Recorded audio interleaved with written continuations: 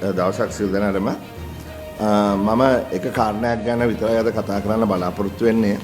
ඒ තමයි මේ IMF එකේ ෆස්ට් ඩෙපියුටි මැනේජින් ඩිරෙක්ටර් ගීතා ගෝපීනාත් ආවහම අනුකුමාර ජනාධිපතිතුමාගේ කතාවේදී ඔහු කිව්වා අපි බලාපොරොත්තු වෙනවා මේ අවසාන වතාවට කියලා ශ්‍රී ලංකාව IMF එකට යන්න. එහෙම වෙන්න අපි වග බලා ගන්න ඕනේ කියලා කිව්වා. ඊට පස්සේ ගීතා ගෝපීනාත්ගේ කතාවේදී එතුමිය කිව්වා ඔව් එහෙම කරන්න පුළුවන්. හැබැයි කොන්දේසියක් තියෙනවා.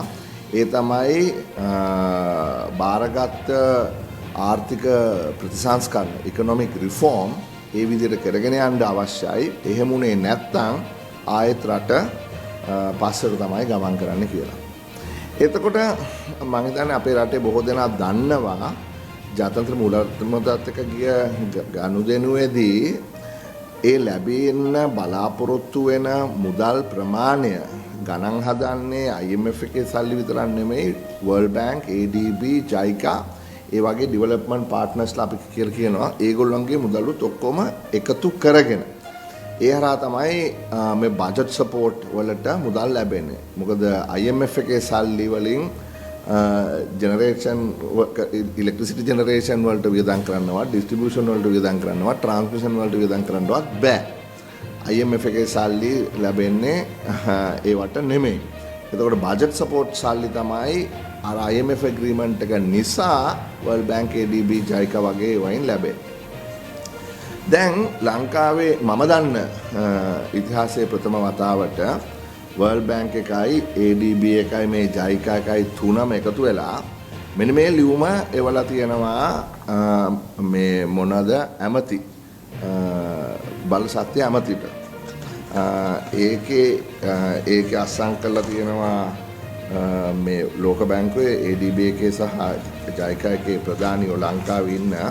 ඊට පස්සේ ඒක කොපි කරලා තියෙනවා සෙක්ටෝරල් ඕවර්සයිට් කමිටිය පාර්ලිමේන්තු මන්ත්‍රීලාට සහ මේ ඒ රජයේ නිලධාරීන්ට. මේකේ කියනවා ඔබලා ඉදිරිපත් කරලා තියෙන ඉලෙක්ට්‍රිසිටි ඇක්ට් එක ආපසු හරවා ගැනීමේ වැඩ කටයුත්ත. ඒක මම ඒ විදිහට කියන්නේ. ඒ කියන්නේ reversing of the reform. ඒ කියන්නේ 2024 සම්මත වෙච්ච ඉලෙක්ට්‍රිසිටි ඇක්ට් එක රිවර්ස් කරන කාර්යභාරයේ ඔවුනේ වචන පාවිච්චි කරනවා. මම මේ වචන පාවිච්චි කරන්නේ. නමුත් ඒක තමයි අදහස් වෙන්නේ. මූලික කාරණා හතරක් සම්බන්ධයෙන් ඔවුන් කියනවා. මෙහෙම ගියොත් එහෙම මේක මේ බලාපොරොත්තු වෙච්ච ආර්ථික ප්‍රතිසංස්කරණ ඉස්සරහ යනවා වෙනුවට පස්සට යනවා කියලා.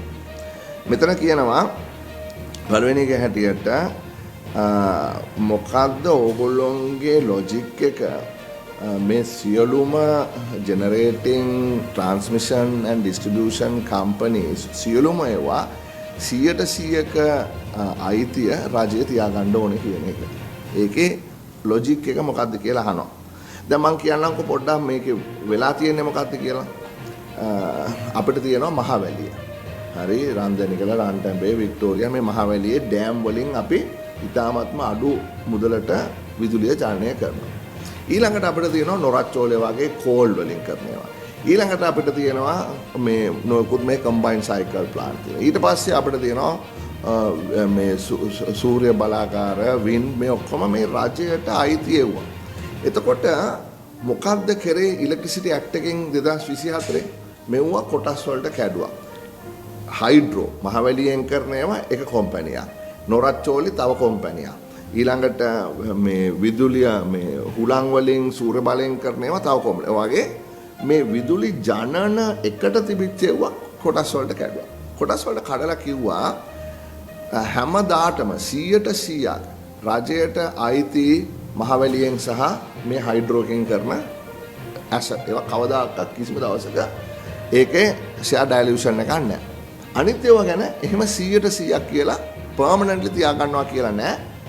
කවදා හරි දවසක කාට හරි අවශ්‍ය නම් මෙය යම් කිසි විදියකට පුද්ගලික අයිතියක් ලබා ගන්න පුළුවන් කියලා. දැන් ඒ කියන්නේ නොරච්චෝලේ ගත්තොත් මේ දැන් තියෙන සිස්ටම් එක අනුව පුළුවන් කවදා හරි දවසක නොරච්චෝලේ 5% හෝ 10%